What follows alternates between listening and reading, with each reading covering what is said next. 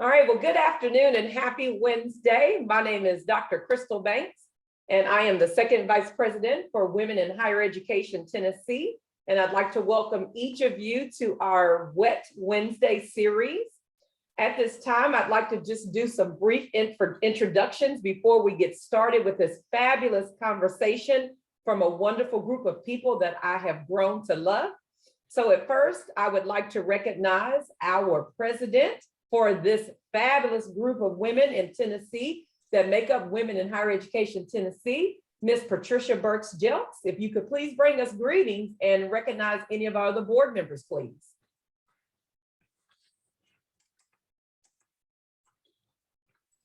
I think you're on mute. Let's see. All right, there you go. We still can't hear you, Doctor. We can't hear you. Uh-oh.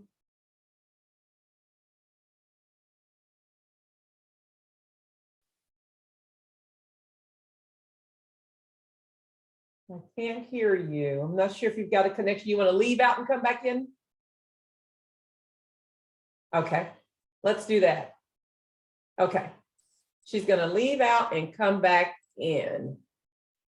But while she does that, we're going to go ahead and keep moving so that when she comes back in, we can get greetings from her. But I would like for all board members of WET to please unmute yourselves, and I'll go over here to the side. Angelica, if you could go ahead and introduce yourself. Hey, good morning, everyone. My name is Angelica Dodson, or Angelica Dodson, and I serve on the board as on the communications team. I believe I'm the assistant coordinator of communications, and we're very happy that you all are here. I would just like to remind you all, if you aren't aware, we are very active on social, and we would love for you all to follow. So you can find us on YouTube, where these recordings will be found. You can find us on Instagram, Facebook, and LinkedIn. We would love to connect with you all. And again, we thank you all for being here.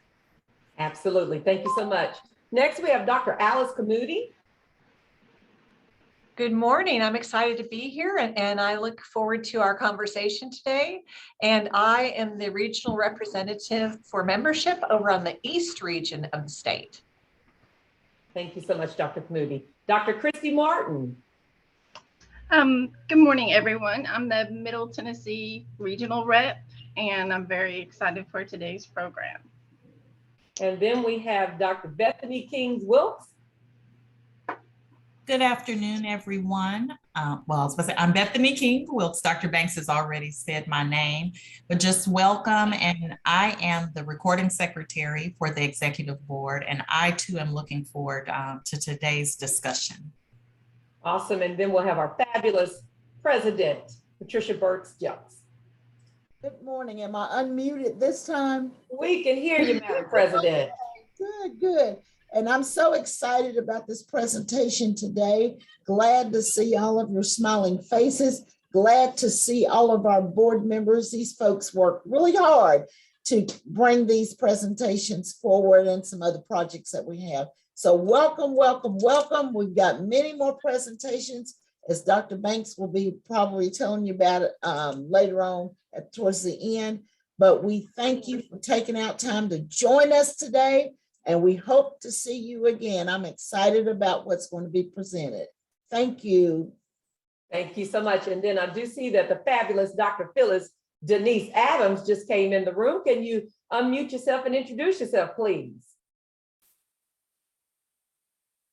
All right. You just muted yourself. Unmute. There you go. All right. All right. Good morning. Happy Wednesday to everyone. I'm sorry I'm a little bit late. I had a theater class, but I gave them some opportunity to do some independent study because I knew that this was something that I needed to try to be in the space and support this. DEI in higher education is near and dear to my heart. So I welcome you to WET. I am front and centered. I'm in your space. I am ready to receive. Awesome. Thank you, Dr. Adams. And then I see Dr. Yolanda Allen. Still muted. There you go. Good morning, all. Thank you. Good morning, all. Sorry that I'm late. I'm Yolanda Allen, treasurer for the WET organization, and I am just glad to be here. Awesome, awesome. Thank you so much. Happy to see a couple of folks on here, and then we're going to go ahead and introduce our People 3 folks. But I wanted to make sure I say hello to Dr. Celicia Kidd, one of my classmates that graduated with me in my doctorate program. She's all the way in Alabama, and this topic is very important to her, so she wanted to come on today. And then I also see my good friend, Dr. Tiffany on here. She is on here. Glad to see you all. They are just very big supporters of WET, and so we're excited to see them, and we're excited to see all of you on here today. So at this time, I am going to introduce a fabulous person, and then she will then do as she pleases to introduce her folks. But I want to introduce to you a good friend of mine by the name of Dr. Candace Warner. She is a sociologist. She is an educator, and diversity and inclusion is in her heart. She is the founder and CEO of People 3 that is headquartered right here in Nashville, Tennessee. For the last 11 years, Dr. Warner has worked with private, government, and nonprofit organizations to develop diversity and inclusion strategies, education, and consulting services. I am here to present to some and introduce to others the fabulous Dr. Candace Warner, and she will then introduce to you her team and take it away. Dr. Warner. Thank you so much, Dr. Banks. And for all of you on the call, we have already joked that I need to take Dr. Banks with me everywhere I go because she has given me the most amazing introduction that I'm still not sure I deserve, but I really want to give a special shout out to her. She has been following People 3, advocating for our work since the beginning, since the company was formed. She is passionate about this work, and she's been such a fantastic supporter. So Dr. Banks, thank you for organizing us and giving us the opportunity to be here today. And I have to tell you all, I'm actually fighting a little bit of emotion because two of my favorite things in the world to talk about are DEI and higher education. And I see some of my amazing friends and colleagues over the years on the line. So I'm very kind of honored and moved a little bit today to be here with you all. I see Ann Reeves, I see Gina Ryan, I see Michelle Nelson, I see Miss Harlan, I see Sherry. I'm just thankful for you all to be here, and I'm honored to introduce you to our team and have this conversation with you today. So thank you for the opportunity, and we will dive in.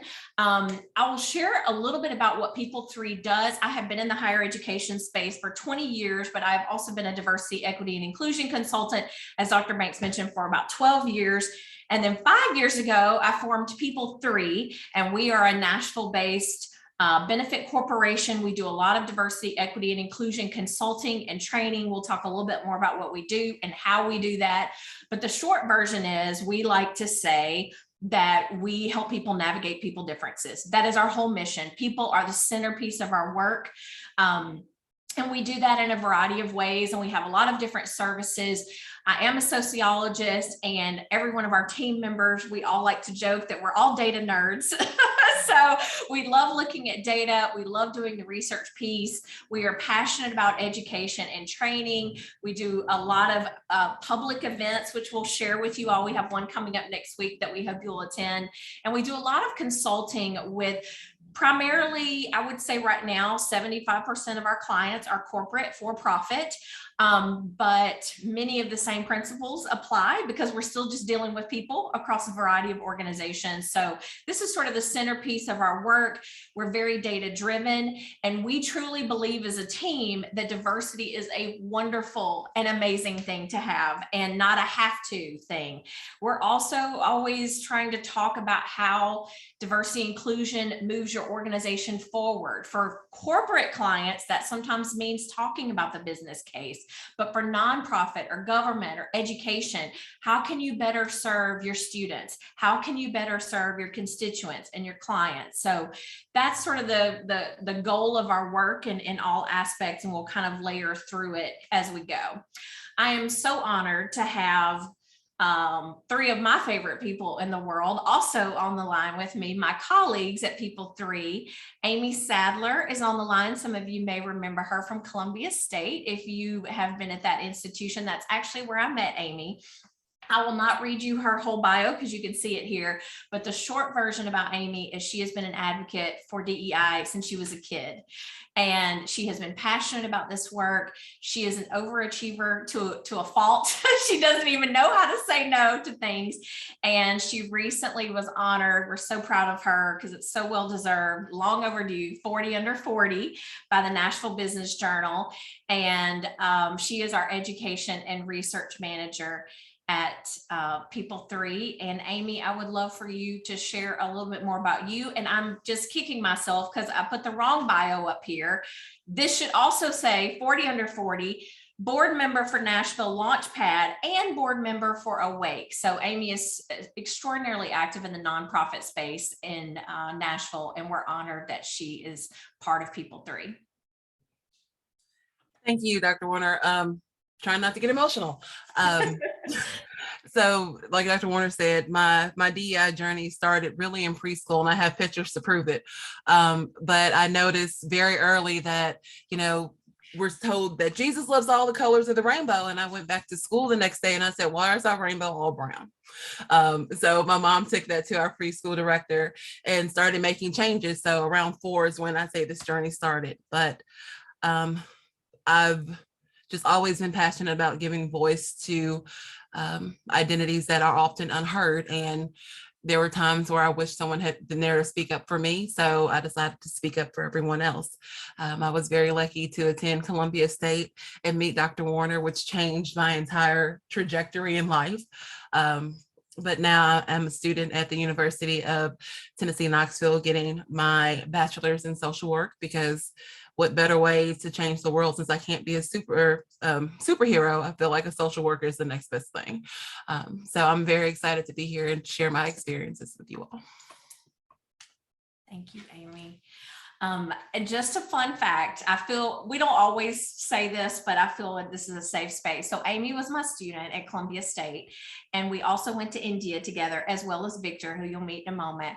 And we bonded. There's nothing like going to India together for 3 weeks to really bond you. So you all might appreciate that I anxiously waited for Amy to graduate. And as soon as she did, I think maybe 2 weeks passed, and I was like, I need you to come work for People 3. So I'm so glad that she decided to follow me and trust me with that. But I have adored Amy for a long time and honored that she continues to work with us. I also want to introduce Soteria Reed. She is one of our newest team members, but we are already in love and adore Soteria. She is a Nashville native. She just finished her BA in Learning and Organizational Change and with a minor in data science from Northwestern University. She is back in the Nashville area. She actually worked in the DEI office, or basically their version of that, Office of Social Justice Education at Northwestern. She helped do a lot of work in DEI with faculty, students, administration. And so I really am excited for her to share some of her experience and how they did that. She is currently our DEI project manager for People 3 and was also honored by Northwestern University with the Social Justice Impact Award and the Vice President's Award for Excellence last year. So honored that Soteria is here with us and that she is also part of our People 3 team. Soteria, would love for you to share more about you. Yes. Hey, everyone. I'm so geeked, honestly, best word I can find to be here. A lot of my experience so far has been in higher education and DEI, so I'm very excited to be able to talk a little bit more about that experience with y'all, with folks who are like still practicing in those spaces. A lot of what I have done has really been driven by the feeling that everyone should be able to enter and be in spaces where they feel like they belong. And like justice and equity and inclusion and diversity is critical to being able to make, like, ensuring that, right? So at the heart of folks feeling welcome is them being able to bring their full authentic selves to everything they do. And that's what has really driven a lot of my work. And so I'm so glad to be able to be at People 3, where everyone not only teaches that, but practices it, believes it, and does it in their everyday lives. And then I get to do it as a job. Just what could be better? So very honored to be here with y'all and amongst such amazing talent at People 3. And yeah, that's me. Thank you, Soteria. Victor was also one of my favorite people in the world, one of my favorite students of all time. I also waited anxiously for Victor to leave Columbia State so I could figure out a way to get him involved with People 3. And thankfully, he is now an integral part of our team as our DEI operations coordinator. So we're so grateful to have Victor as part of our People 3. He could not miss this. He did not want to miss this. So we're so honored that he is here. And he is basically making sure we all get our stuff done and taking care of us. And Victor and I also went to India together, and I have to brag on him. He's such an overachiever as well. He wants to make sure everyone feels included and taken care of, and he does that every day for People 3. So welcome to Victor Garcia as well. Hello, everybody. It's such an honor to be here and be able to listen to everybody's experiences and be in the presence of so many amazing women. I have such an affiliation for diversity and inclusion, and higher education has always been a big part of my life, trying to just learn and grow as much as I can, and seeing these opportunities that y'all have had and being able to share this with everybody is just an amazing opportunity. So I thank you all for having me. Thank you, Victor. I really wanted Victor, Soteria, and Amy to be a part of this conversation for many, many reasons.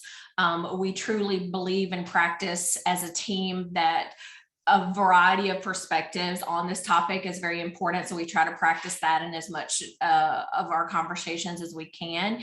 And having, of course, been currently in, or recently graduated from higher education institutions, I really wanted to have them here to provide some perspective. I can certainly provide it from a faculty professor perspective, DEI consulting perspective, but really wanted them to be able to share and be open to questions. So I know we're getting really late already with introductions, but I will not talk about the bio that I have on here, but I will just say that I have been in the higher education space for almost 20 years and have and always taught about race, ethnicity, gender. I think also growing up in Mississippi in a very racially divided community, I was very curious, and early on at age 10 was reading my first book about South African apartheid and trying to understand, why are people doing this? How do I understand people? How do I help them? So I think this has just been a part of my journey.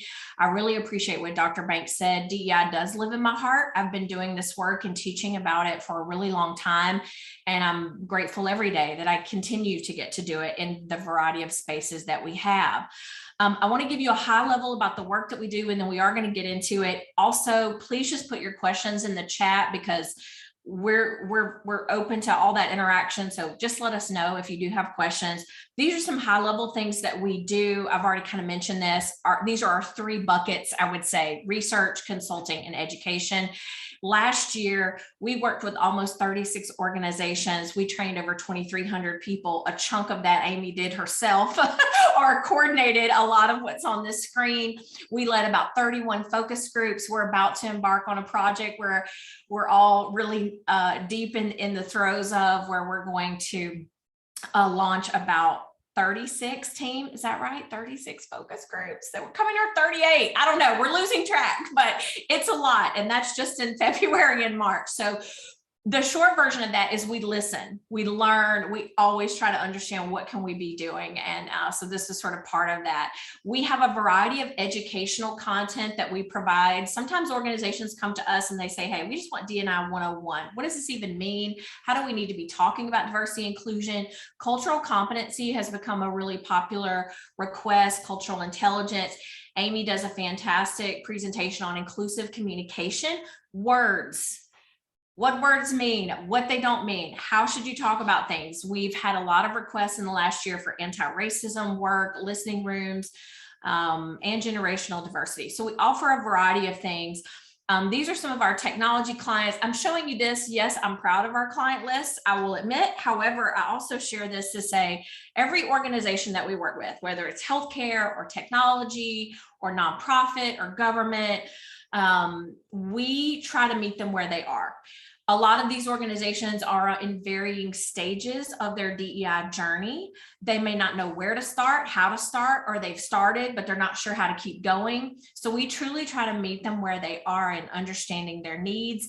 And we like to say there's truly no one size fits all to a diversity, equity, inclusion plan for an organization, because you really do have to kind of take a deep dive into the organization to see what they need and where they are and where they want to go. So drop your questions in the chat. I'm going to take a quick moment just to double check. Yeah, okay. So yes, we can also do pop art. We love giving pop art to people. I'm going to turn it over to Amy to talk a little bit about how we're just going to level set on a couple of terms and how we talk about it with organizations. So Amy, I'm going to turn it over to you to talk about diversity. Perfect. Thank you so much, Dr. Warner. So one of the things that we realized when we started having these conversations is that everyone has a different definition of diversity. And so when we say diversity, we really just mean difference, and difference about all the different parts of your identity. So your appearance, you have neon colored hair, and is that going to change the way people approach you or talk to you in the workplace? A lot of conversations right now are revolving around race, ethnicity, and gender, but age becomes a factor. Are you being taken more or less seriously because of your age? We think about your culture and your background. Physical health becomes a huge part of the conversation because it's going to impact the way you're able to access environments, access information. Geography means different things to different people. In the South, we talk a certain way about certain things. If you go to the West Coast, people talk differently. People have different opinions.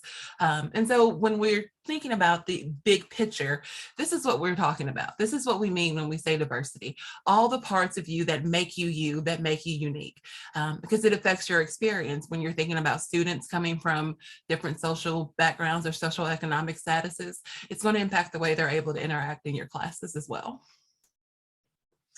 So we like to start a lot of these conversations with demographics, so you get an idea of who you're talking to, who you're dealing with. When we look at the population of Tennessee, 27.4% of our population is non-white, 5.7% is Hispanic, 11% of people in Tennessee identify as having a disability, 7.2% of people don't speak English at home. And for me, one of the things that stands out the most when we're thinking about overall demographics is the median income in Tennessee is $53,320. For some people, that's a huge number. For other people, that's a number that they haven't made in years. So if you're thinking about a student coming from a household that had $53,000 as their median income for maybe themselves and a parent, and then another household who had that same median income for two parents and like 5 kids, because that's the median household income, that's truly going to impact the way they look at the cost of items, they look at the cost of education, their ability to purchase textbooks, their ability to have extra resources in classes as well. And we break it down further for race and ethnicity within the US, within Nashville, and then Tennessee as a whole. So when we think about the white population in the US, it's 60%, but in Tennessee, it's 73.5%. So what does that mean for someone who's a minority working, living, experiencing life within Tennessee? If you think of the Black or African-American excuse me, ethnicity in the US is 13.4%, but in Tennessee as a whole is 17.1%. And then in Nashville, you have a big jump to 27.9%. So where you're located is going to affect your experience greatly. And so when we're thinking about what defines an underrepresented student, we're thinking about people who are born somewhere other than the United States, students who come from a low income or under-resourced background, first-generation students, Black and Hispanic students, students who identify as LGBTQ, Q or QIA, and then people who have mental or physical challenges. So what does that mean if this is part of your identity? You come into higher education, are your professors going to look at you differently? Is staff going to make assumptions about who you are and what your capabilities are? Are you going to be set or safe to express all these parts of your identity in the classroom, with administration, all these different aspects? Amy, I don't mean to put you on the spot, but I know you and I have had conversations about our own educational experience and even some assumptions people have made about you and some different assumptions they've made about me. So I don't know if you feel comfortable sharing just an example of that. Absolutely. So both of my parents were judges in Davidson County. All of my grandparents held professional degrees. When I started my higher education career, I was invited to join TRIO, which is for first generation college students. I was asked multiple times, what did it feel like to be a first generation college student? Nowhere did I say I was a first generation college student. And I don't know what a first generation college student looks like, but I didn't think I looked like a first generation college student.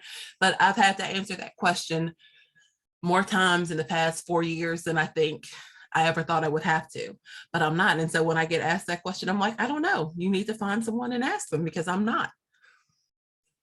And I am a first generation college student. So Amy and I often talk about that people might not assume that about me as a white female, but I am the first person in my family to finish college, and Amy is not. And so like just the assumptions that sometimes our students experience that we're really not aware of. Thank you for sharing that, Amy. I'll let you get back to it. Oh, absolutely. But so we wanted to think about, or wanted to look at, what does enrollment look like for the fall 21 in Tennessee.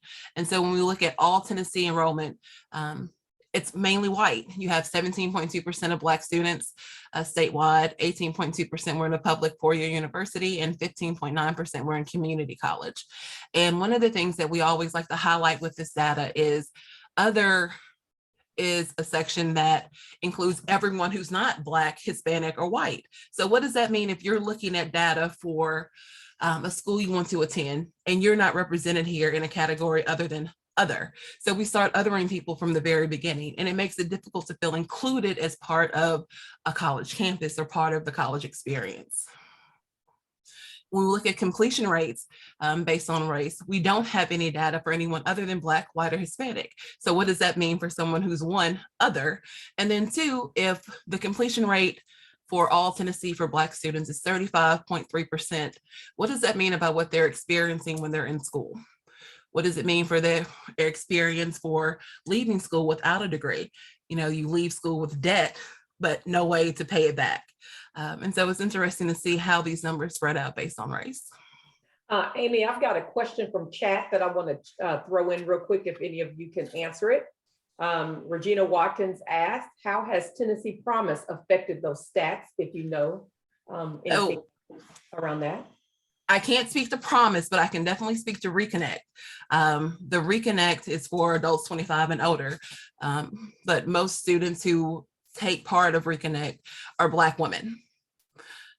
For Tennessee Promise, we don't have that data in this deck, I don't believe, but I'll be happy to reach out. We can have that conversation otherwise. But we know that programs that help towards completion make a big difference, but there's still areas for growth there as well, because Promise only covers so much, Reconnect only covers so much. So you still have those gaps that aren't being assisted by those programs.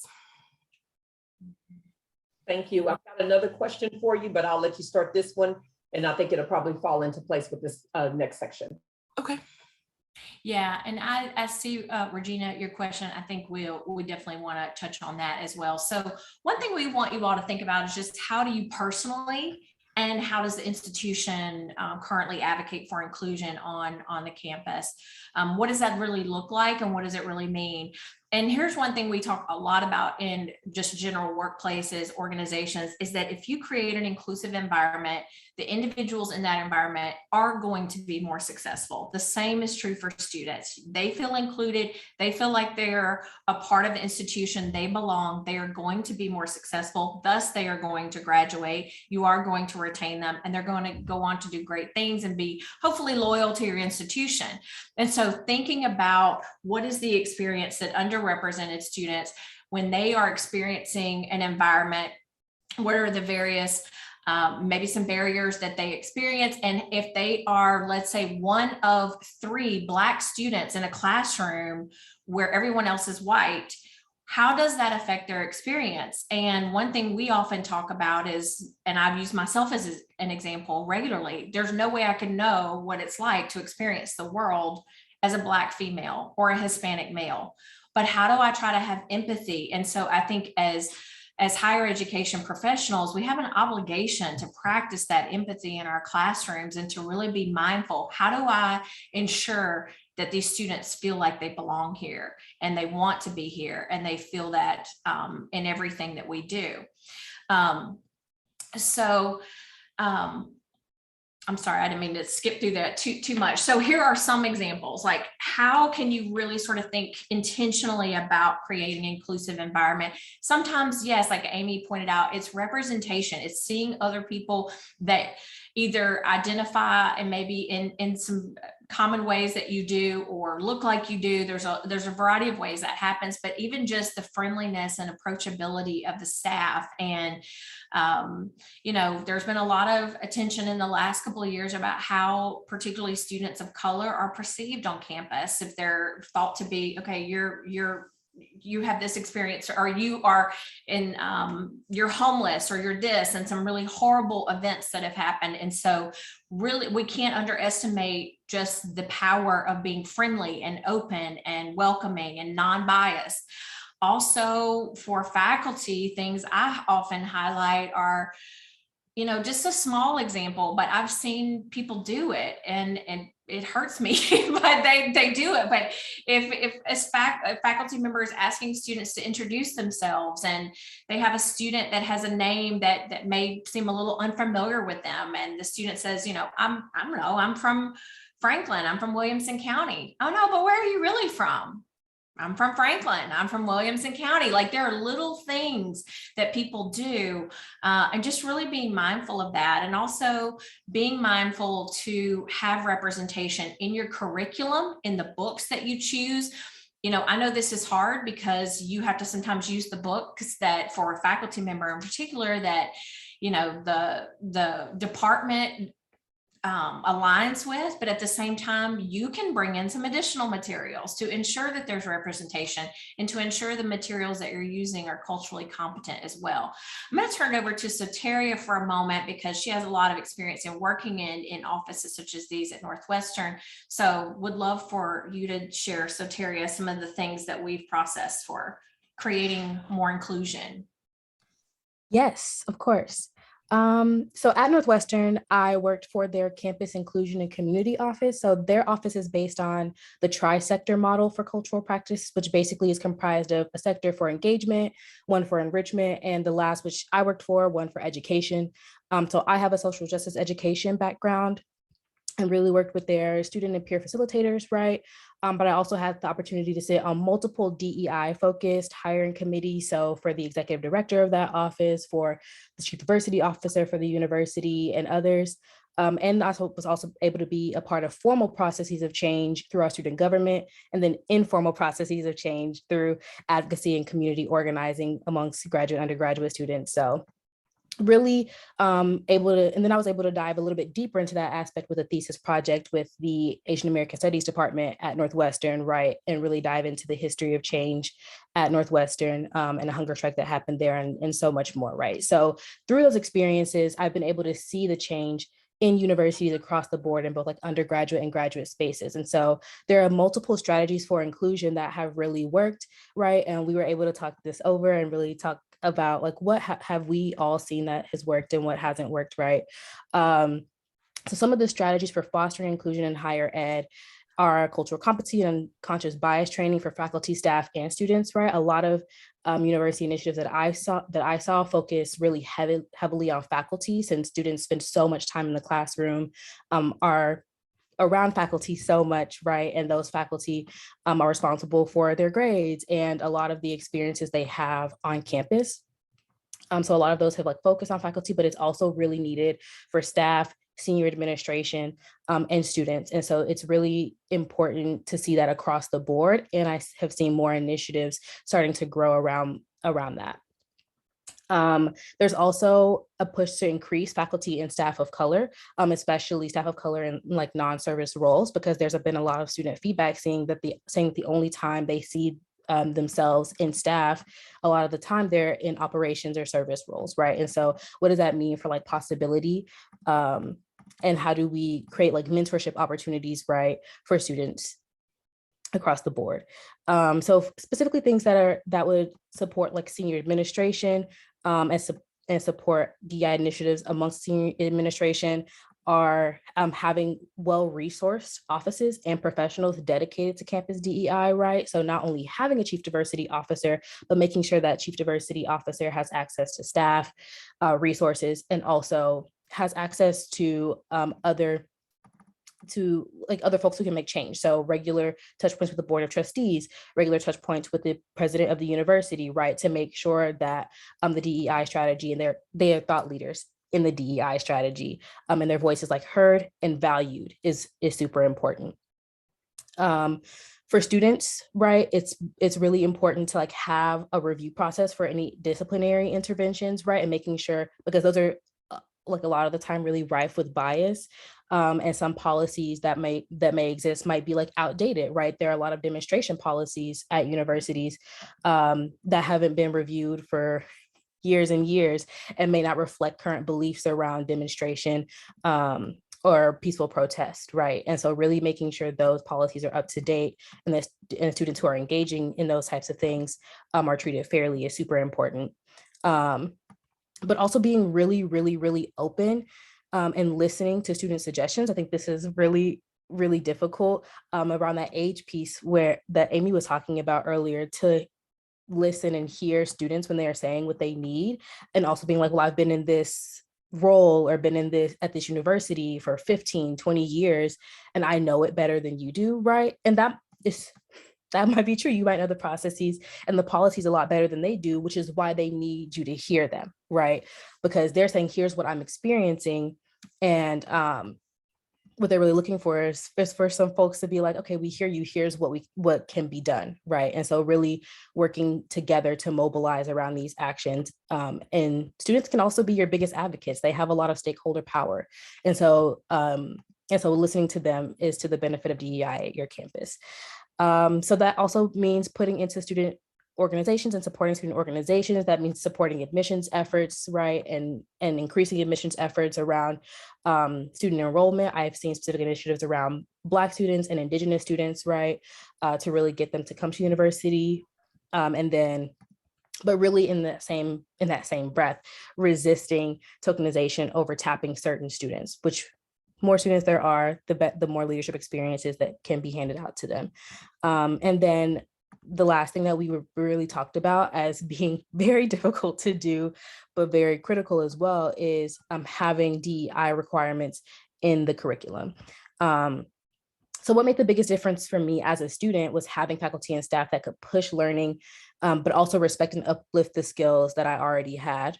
And it was like very critical to build coalitions with other students to push our learning together. And so faculty and staff who really encouraged that was very key to like making change at the university. So the key point, I think, is being able to take institutionalized and consistent action in whatever endeavors you do undertake is super key to making sure that any of these strategies actually fosters inclusion, actually fosters diversity, because anything not institutionalized and not consistent is dependent on whoever is championing it in that moment, which we want to make sure it has some longevity and some sustainability.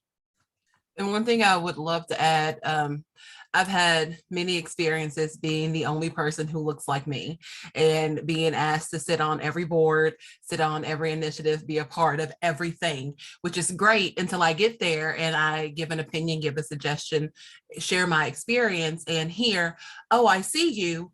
And then that's it.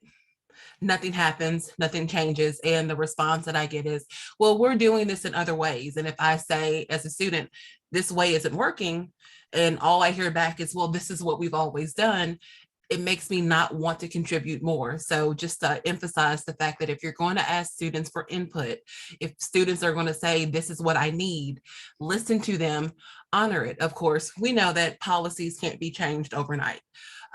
But effort towards a change is better than, oh, okay, I see you want this change, and then ignoring it there on out. Thank you, Amy, and thank you, Soteria, for sharing this. And we're happy to come back to this. I know there's a question in the chat specifically about increasing representation through college personnel at a variety of levels, but specifically for faculty and professors. So I do want to come back to that. Just to get to the heart of kind of what we're centered on today. And then we do want to create some runway for questions. We're actually going to move through a few things. You can see we had a couple of more data points, which we're happy to come back to if we go that route. But we wanted to share with you a little bit about how we sort of think about a roadmap for this. And then we're going to pause for questions. And I'd love for Victor and Amy and Soteria to share more of their perspective and give them a chance to share. So but when we're talking about DEI strategy, when we're working with organizations, this is sort of our roadmap. But if we customize this for higher education, we want to know the demographics of the institution, the student population. We want to know retention. We want to understand even marketing materials and other, like what is actually being put out there to recruit students and to make them feel like when they attend that institution, they're going to be welcome.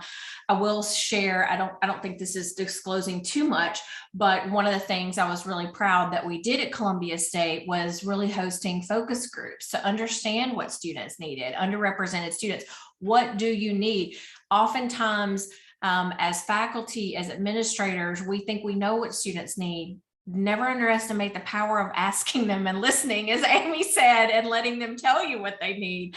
And there were some great things that came out of, in particular, a Black male focus group that was very insightful for that particular population, what they needed. And that may look very different for another population, but really listening and hearing students.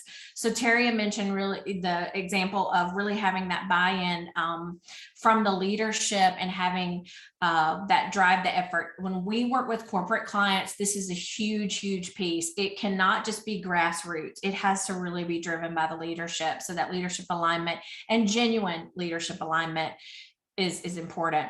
We've presented a few ideas like for ensuring that faculty, ensuring that administrators, ensuring that staff, ensuring that students have education. How do they know when they're being biased? How do they understand when they might be making decisions that could impact others, and or creating an environment that is not as inclusive? And so that education piece is something that we also recommend. And then I know we had a question we'll come back to about the recruiting, hiring, onboarding. We have a lot of conversations about this piece especially when we're talking to tech and engineering firms. They how do we recruit talent? How do we retain talent? This is a big conversation. Specifically, the tech industry is trying to be more intentional, putting more efforts. Engineering is as well. How do we expand our talent base, particularly with Black and Hispanic engineers, front-end developers in the technology and engineering space? So this is a huge conversation. And that actually, I think higher education has a lot of opportunity to partner and create programs. And I know there's so many grants and so many opportunities in Tennessee to do this, but how do you also provide opportunities for your students while also creating industry and community partnerships? And also supplier diversity. So I'm going to pause. So we've had tons of stuff. Always we have too much, but let's pause for questions and really want some dialogue from all of you. Or Amy, Victor, Soteria, is there anything that you would add? And then we'll take some runway for questions. I just feel like you can't overemphasize the idea of listening. If you ask for someone's opinion or thoughts or feelings, to actually listen to the responses. One of the things that I've said over and over when I was a student at different institutions is that I need more professors that look like me. And the feedback I got was, well, we don't have those teachers applying. Well, where are you sourcing your talent from? And I think that speaks to the question we had in the chat earlier. How do you make sure you're hiring the best person, not just the best diverse candidate? When you have a wide pool of applicants, the best is always going to come to the top. And that's really, I think, the overall idea is to hire the best, but to make sure your pool includes everyone, not just who you're familiar with talking to or hiring from. And we talk a lot with organizations about ensuring that their hiring process is unbiased. And I know from being on a ton of hiring committees in higher ed,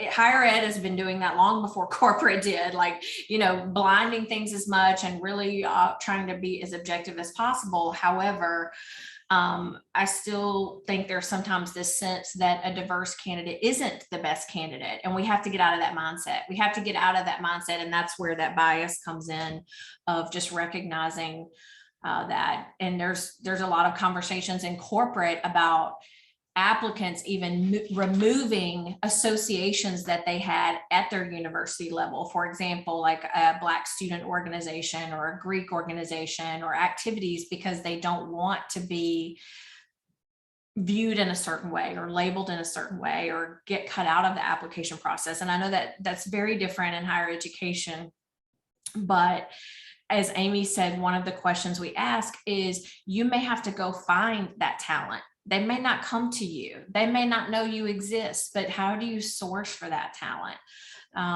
That's a key piece, because the talent is there. The talent is there in engineering and tech as well.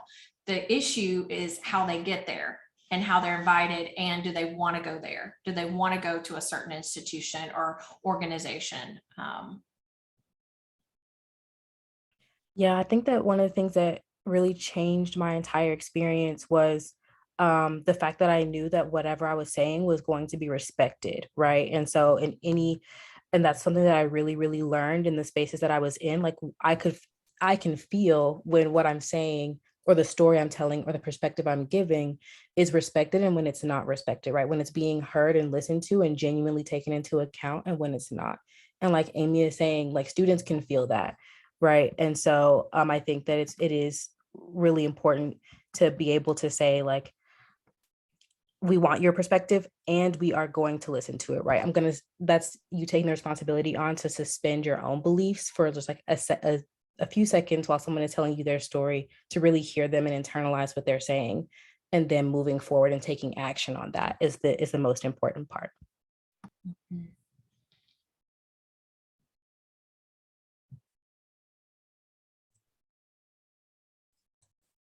I know we have a lot of folks on here from some of the institutions around Tennessee as well as outside of Alabama. So if you have any questions, please ask them at this time. I have a question about the focus groups that you mentioned. What's the best way to begin those conversations with students? Via survey, or how could we reach out to students and create that safe space for them? Oh, God, I love that question. Number one, it's hard because they're being asked to give their time voluntarily, or in some cases, maybe, it's works to say, hey, we're going to provide pizza, or we're going to provide a gift card. So I think getting students to participate in that is, but also they question it. Why are you asking me this? What do you want to know? Is it going to be a safe environment?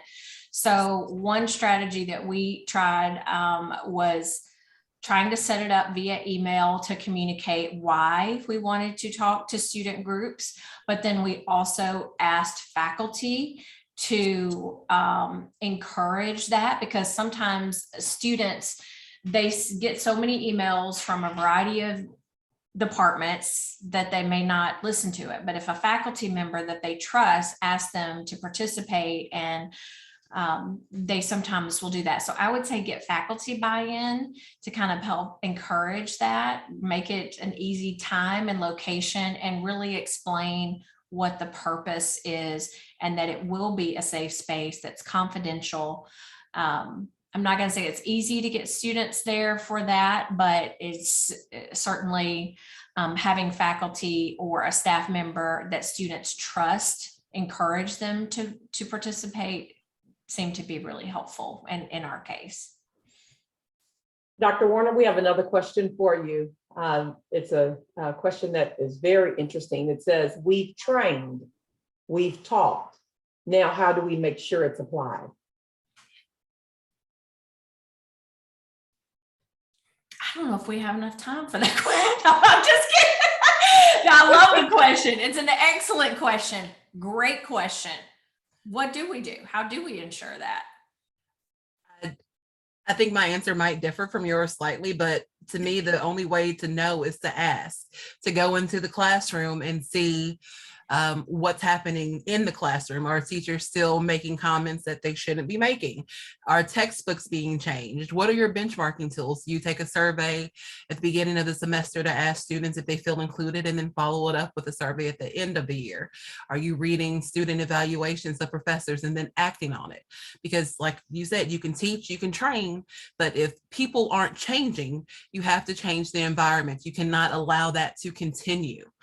You can't make people do anything. You can make it a policy, you can demand that it happen, but if they know that there's no repercussion for not following it and they don't believe in it, they're not going to change anything. So you have to change the institution to not allow that behavior to continue. Awesome. We've got a question from Helen Hunt. Go ahead and unmute, please. Hi, thank you so much for this presentation, you all. I noticed what you talked about, how important leadership buy-in is, and I'm wondering if you have strategies for achieving leadership buy-in, because Dean Community is at the same campus as me, and it's so like higher education campuses can be so like, you know, one hand's not talking to the other. There's can be so siloed and disparate, where you might have like one unit that's really interested and has good leadership, but another that doesn't. Like, how do we get this leadership buy-in? I love that question. We are challenged often in a lot of the spaces that we work in with the same thing. There might be certain groups that are bought in and advocating for it and pushing it forward, and others are not so much. And then how do you get that alignment? So one way that we try to, again, like Amy says, we can't make anybody do anything, but one thing we encourage is ensuring there is a space for leadership alignment. So getting the leaders in the room together to talk about it and to also provide education. So this is not a sell, I'm just telling you all what we have, but we have an inclusive leadership workshop, which is about how you get leadership alignment. We have an assessment, and it gives leaders a chance to hear the language and why they should care. I know many of them do care, but it gives them the language for maybe how to be more intentional about it. Most leaders if you ask if they care about DEI, are they passionate about it, they're going to say, yes, of course we are. But what we try to encourage is that intentionality, and it requires getting them all in the same room, hearing the same conversation, and then creating an action plan for how am I going to ensure that I'm sending out or pushing out an inclusive leadership model. That's one way, but it does require someone leading that effort to get them in the same room together. What we find is most effective, just saying it, is every organization that we work with that the CEO is involved, people do it. If the president is involved, people do it.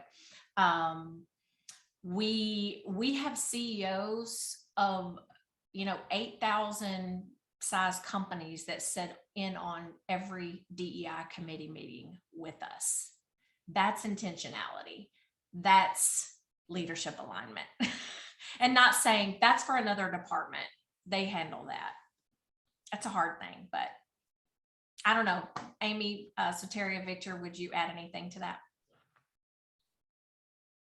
So the only thing I would add is understanding that as long as your culture allows the leadership not to buy in, they're not going to.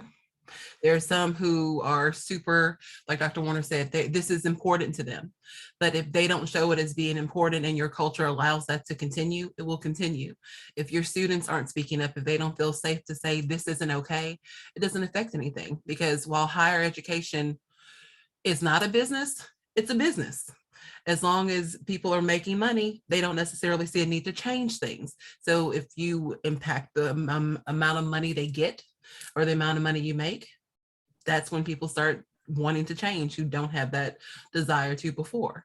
And it's sad because I say all the time, my identity, who I am, shouldn't be the business case. It shouldn't be political. It shouldn't be all of these things. You should care because I'm a person, because I'm a student. And if you're in higher education, you care about students, but everyone doesn't care. And I think that's the hard part to reconcile in doing this work and making these changes is you have to have that the business case, the facts there for some people to see it as important. And for higher ed, that means retention in student population. And if they're leaving, that does affect your funding. And so that's the business case we almost have to make in higher ed, is for that. So.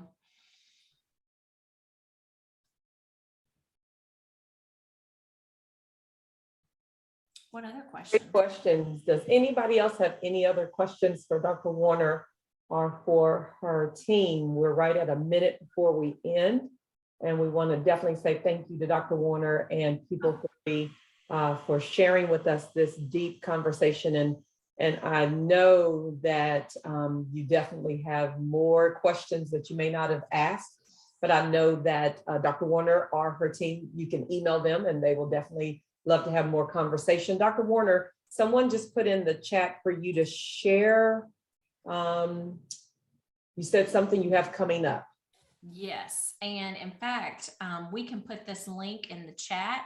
If you go to our website, which is people3.co, and go to events, you'll actually see recordings of what we call our conversation series, where we have a series of panelists that talk about specific topics. We hosted one last year called Conversations in Black. Amy led that conversation and organized that event. And we have, I think we had 200 people show up for that. And we still have faculty and professors that show that discussion in their classroom. It was that impactful for them. We have other series on there as well, voices from LGBTQ plus individuals, Indigenous, Native. So we have a variety of events on there, but this is the one that's coming up. Please register for it. And we can drop this in the chat. Oh, there we go. Soteria dropped it in the chat. Thank you. Or it should be on our website. You can follow us on social media as well. We will be pushing it out today, actually. But we hope that you'll join us for that conversation. It is next Thursday at 11:30, Thursday the 17th. Awesome, awesome. Thank you so much again, Dr. Warner and your team, for sharing on this wonderful conversation. I am actually the lead for our culture team over at the General Board of Higher Education and Ministry. And when we meet on a weekly basis, I always like to share a quote from something I've read or I've heard. And one of the quotes that I'd love to leave with each of you today that was very impactful on my life and just made me really think about things is, we need to stop just pulling people out of the river. We need to go upstream and find out why they're falling in. And so think about that and think about the things that are going on your campuses or in your organizations, and figure out ways of how you can implement DEI strategies to help out. And trust me, in higher education, we know it is very hard to break the core of unfortunate things that happen on campuses. One of the things I wanted to ask Dr. Warner and her team was, how do you handle trying to implement DEI strategies when negative press is out there about your institution? And I know we've got to go, but just think about that when you have negative press going on and you're really trying to beat out that negative press. How can you find ways to go around that negative press and still show that you are a diverse campus or organization? Mm-hmm. I love that question. Angelica shared in the chat a link for you to please do an evaluation on today's presentation. We do ask that you click on that link before we leave this meeting so that you can have that link up and about. We love your feedback. We are grateful for you all taking the time out today to spend just about an hour and a half with us, hour and a half to talk about conversations that are going on around the world and going on around our campuses. And we hope that something that was shared today with you is something you can use. So we're going to go ahead and give Dr. Warner and her team a round of applause for sharing with us. And any closing thoughts, we'll give them a quick second or two to give those closing thoughts. So Dr. Warner, take it away.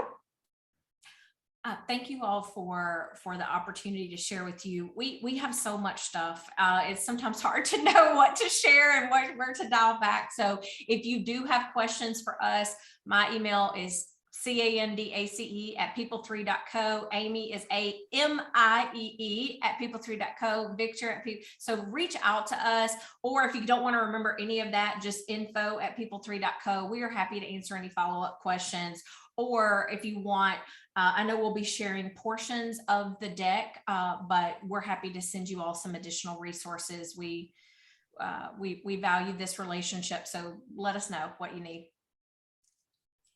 Absolutely. And Dr. Warner, I'm going to send you an email. Dr. Adams, I think she might have already left. She had a class, but she has a series coming up that she would like to invite you and your team to participate in. So I will send that information to you. She was excited to hear the information that you shared. She echoes the sentiments of someone in here that just shared. Let me scroll up real quick because I want to make sure I don't get it right. Great to hear the narratives of your staff. It's always good to hear people actually talk about personal experiences instead of just reading statistics. And so Dr. Adams, as well as a few of the folks on here, are saying thank you for that. But she does have what they call a read-in on Monday, February 28th, that she would like for you and your team to possibly participate in. So I will send that information to you. Again, thank you to the WEX executive board for being a part of this conversation today. Thank you for some of our special guests that are on here that we invited near and far to hear this conversation. As you all know, Women in Higher Education Tennessee is an organization here in Tennessee that believes in advocating for women in higher education, advocating for diversity, equity, and inclusion in our institutions, or even in our organizations. And we also offer things for you to be able to take away from these calls for personal and professional development. And so we hope that you will come back next month when we do our next Wet Wednesday. And so we will share that information with you all to come back. We also hope that Dr. Warner and her team will come back again when we have an opportunity for them to share on another topic. But if there are no last parting words or thoughts, and in the words of Dr. Cynthia Bond Hobson, any yells, screams, or gnarls and things of that nature, we bid you a happy Wednesday. And thank you so much for attending Wet Wednesdays. And we look forward to seeing you all in the future. Have a great Wednesday. Thank you all so much. Thank you, Dr. Banks. We appreciate you. Thank you. Absolutely. Thank you all for visiting.